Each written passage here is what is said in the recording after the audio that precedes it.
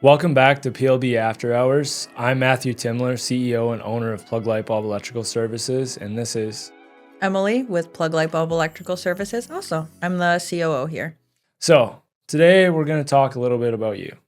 And you've accomplished a lot at your young age already, especially inside of our company. And I want you to tell me a little bit about that. Give me your background and then kind of give us a little bit more about how you got to where you are at PLB. Yeah, so before I started at PLB, I was a manager somewhere else, and I was still in college and thinking, what should I do?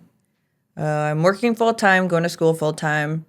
Don't know what I want to do. Don't really want to do what I was doing. And my stepdad had actually worked at Plug Light Bulb, and he was convincing Matt, and he's like, if she's anything like you, like, don't hire her. I don't want to talk to her. Um, and so he talked about having me be an electrician at first, and I'm like, oh, I'll go find another job maybe. Um, but then we ended up hopping on a phone interview and just getting to know each other, and then I started working here.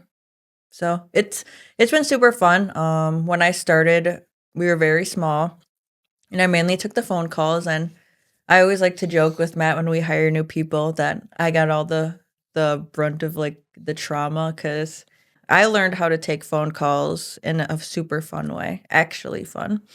Customer would call, I'd have the phone next to us. I'd be trying to listen to them, telling Matt what they said. He's telling me what to say. I'm trying to talk to them, and it was negative 2% traumatic for me. But it helped us to where we are today. And just being able to get behind like the company and what it means, it kind of just helped me, I guess, help me organize and project and do whatever I needed to do to make sure that the company was doing well. My mindset's kind of like Matt's, where you get something done, okay, cool, now go on to the next thing. So I think that's sort of just what helped. Did you ever envision yourself actually becoming a COO? Or like what was your visions before you started working for PLB? I was one of the people who didn't want to buy a house because I heard 30-year mortgage, and I'm like, that's too damn long. Like, that I don't even know what I want to do in 30 years. And so for me, I guess I didn't really envision myself as anything. My main goal was, regardless of where I work, I wanted everyone to feel happy and comfortable with where they were working. Like, for me in the past, I've had a lot of counter examples of waking up dreading work, getting tension headaches, getting like stressed out, not for good reasons. And I just wanted to be there to be someone to help and I don't know, say stupid things and make stupid jokes and still help the business grow. Yeah, we definitely like to have a lot of fun in the office. So it probably helps to make a little bit of the situations lighter at times. What would you say one of your largest struggles has been as a female pre COO? Mm, I think the biggest struggle sounds cliche, maybe, but I think it's just being a female individual in like the construction space. When I would originally take phone calls, I'd call, hello, this is Emily with Plug Light Bulb. And they said, are you sure you're Plug Light Bulb? I'm like, I mean, that is what I said. So, yes, we are. And being able to educate customers, they didn't always take me seriously because of just hearing that I am a female. So, I think my biggest barrier was just trying to get over that because I always want to strive for something bigger and better. And I kept telling myself I couldn't do it, and other people were telling me I couldn't do it. Then I'm like, well, I can. I know more. I helped you troubleshoot this, and now you don't have to pay us. Like, Mhm. we gave you some free knowledge. And I think it was just getting over that because I felt wrong for getting the success of what I guess I had accomplished. Like, I feel like I didn't deserve it because there were other people that didn't have that or didn't get to that level. Maybe they didn't have the opportunity, but I think it's mainly just getting over that barrier. That little barrier, just a small. Yeah, I always I would be like listening on phone calls and after I had made you the operations manager, I would hear people ask like, "Oh, can I speak to the manager?" And I would just like laugh out loud. I'm like, "Oh, you just effed up. Like you are talking to the manager right now. Like I put her in charge and now she gets to take care of you and tell you exactly that you are talking to the manager and there's nobody that they get to escalate up to." It kind of reminds me of that video or whatever that's like, "Oh, can I talk to the manager?" And then they do like a 380 and they're like, "I am the Yeah. manager." So, Yep. It was always very satisfying. Like you never want to deal with difficult customers, but like when they are being difficult and then I happen to be within an earshot away and I hear him ask for a manager, I'm like, you're I don't know what progress you're trying to gain there. Like you're already at her. So, yeah. and I always think back to like how much you have grown and it's a really cool experience because you came in with no knowledge. You had I don't know no anything. electrical knowledge and like now you are even training like 3 tiers down of people on how to communicate with customers and how to give them some education. And it's crazy because like I didn't do all of that for you. Like you went and researched things on your own. You went and Mhm. figured a lot of that out. And I didn't even mandate it of you. It you just wanted to be better at your job and you've always strived to just do better and be better. So I didn't pay him to say yeah, I, that. Maybe a little. she's lying. She definitely paid me to say that. Uh how about the importance of the team dynamic? Like is our organization different from others? Have we like how do we compare? And I don't want you to sugarcoat it. Like I want you to tell the raw details of like bad things that you've experienced and then like the raw details of good things. Well, here's all the tea. No, I think we're definitely different from other places that I've ever worked at. But I think that's in a good way. I think we all can just joke around. And I always tell people when they ask me, like, well, how is the culture?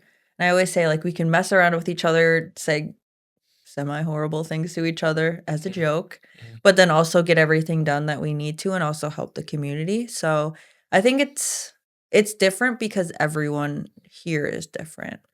No one's trying to do anything of like ill intent or hurt a customer, or it's not like we're cursing anyone like behind the scenes, like maybe each other. But I think that's kind of like the environment and relationship that we all built. If we're mad or annoyed, then we go talk to someone. If we're happy and excited, then we go talk to somebody. Like it's not really, we're not hiding behind some green screen or secret curtain behind like talking crap about each other. Like Yeah. we're kind of just open.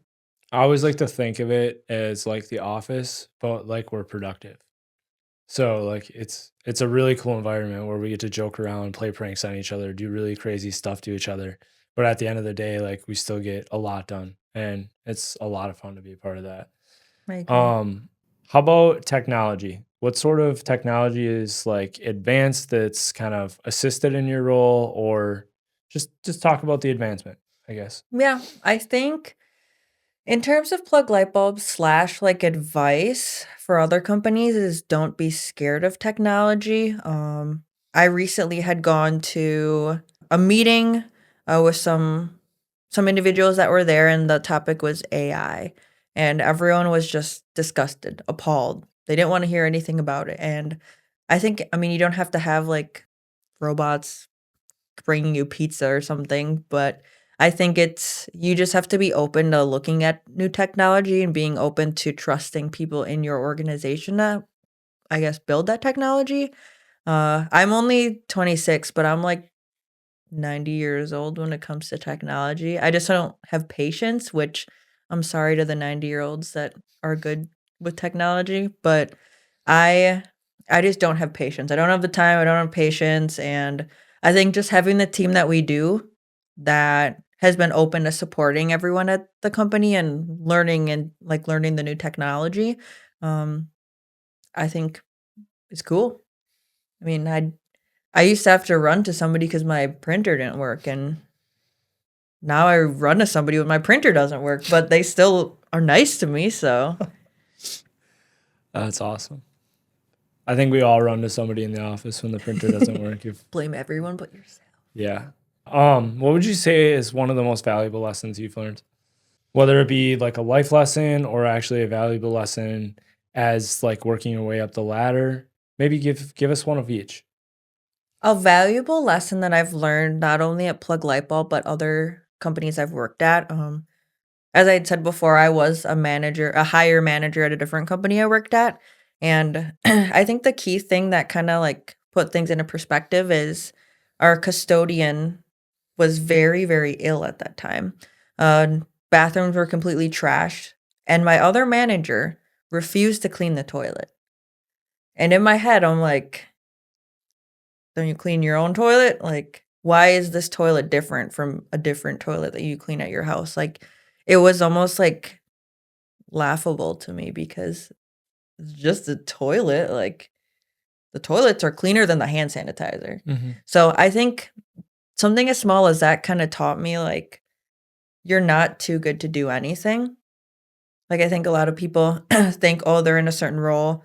They're too good to do this. They're too good to do that. Like, at at Plug Light Bulb, I like looking at, like, every customer that we've done work for in the past week, and we like to sit down and write thank you notes, and I only bring that up because that's, like, something that maybe you don't really think about, or maybe someone gets it and they throw it away, but I think it's just because of where you are, who you are, doesn't mean you're too good to do something.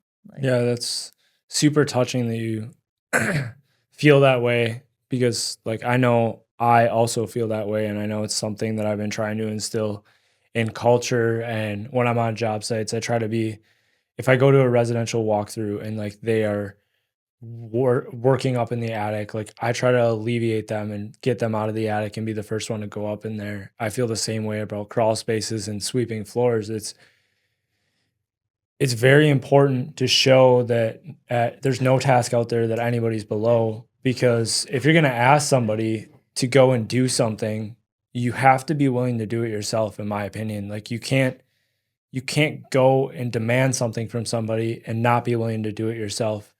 And if you can, I don't understand how you can feel good about yourself as yeah. a human being, because then you're just trying to pawn off everything else, and it's not, you're not trying to help build efficiency or create a good understanding of like, hey, there is a hierarchy, but no matter what, we're a team. Yeah. And if you're not willing to do the small tasks like clean a toilet, what part of a team are you?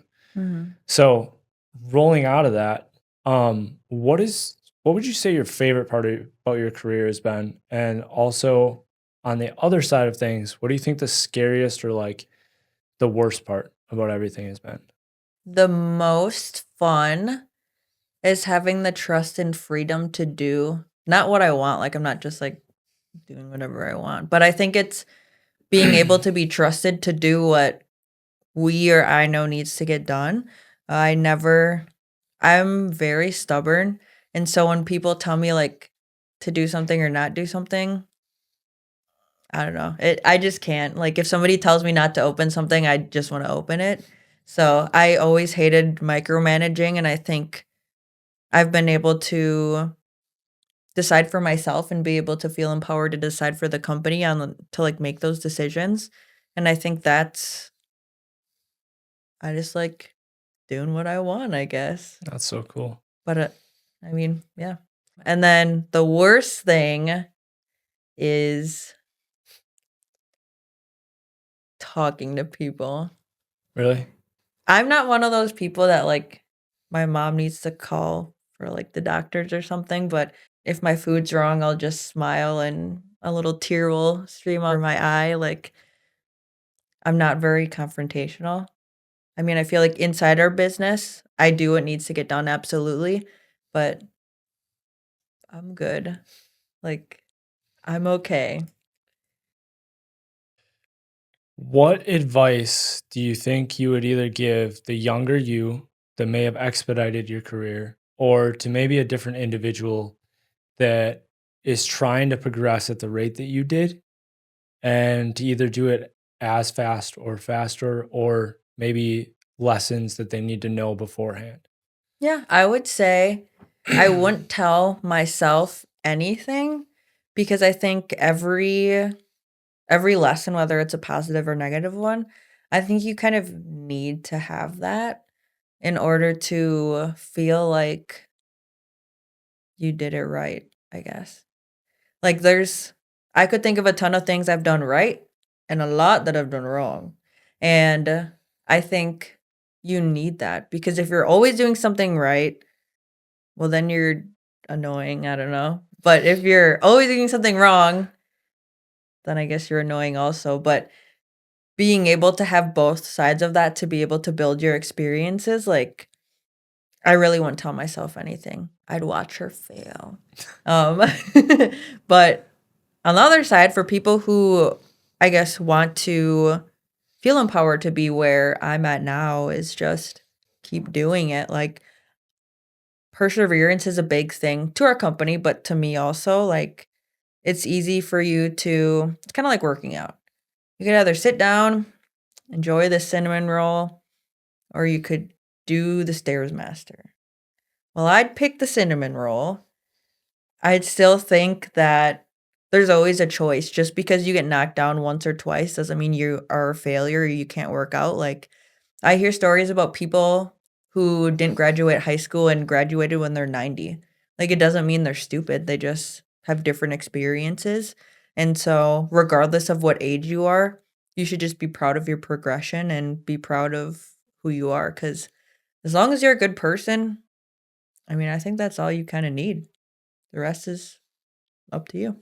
Yeah, I really couldn't agree more with your statement. Like, just be proud of every decision you made, and if you can live life being proud of the decisions that you've made, you've probably made some moral decisions that are you don't have a lot of regrets going with. And you've been a tremendous asset to the company, and your growth has been like next to none. I've never Thanks.